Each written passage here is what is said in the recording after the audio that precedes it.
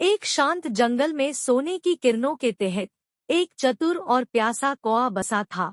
एक तपते हुए दिन में जब धूप असहनीय लग रही थी, कौए की चोंच को पानी की एक बूंद की तड़प महसूस हो रही थी, लेकिन उसके चारों ओर उसने केवल सूखे भूमि और खाली वासनाएं पाई। अपनी प्यास बुझाने के लिए प्रतिबद्ध होकर कौआ ने समाधान पर विचार किया।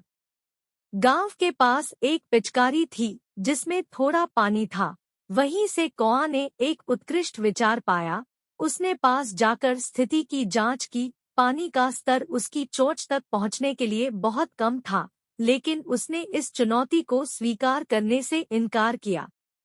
एक नई विचारशीलता के साथ कौआ ने छोटे छोटे पत्थर एक एक करके इकट्ठे किए और उन्हें पिचकारी में गिराने लगा। जैसे जैसे पत्थर डूबते गए, पानी का स्तर बढ़ने लगा। कौआ ने अपने संयमित प्रयासों को जारी रखा जब तक पानी का स्तर उसकी चोंच तक पहुंचने लगा।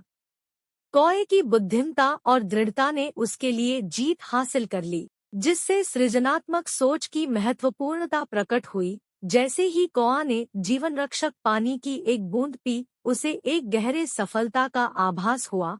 उसकी उपलब्धि के साथ साथ जिंदगी को सार्थकता की अद्वितीय भावना हुई। उसकी महानता की खोज जंगल में आग की तरह फैल गई, जिससे अन्य पशुओं को भी उसकी सीमाओं को पार करने के लिए सोचने का प्रेरणा मिली।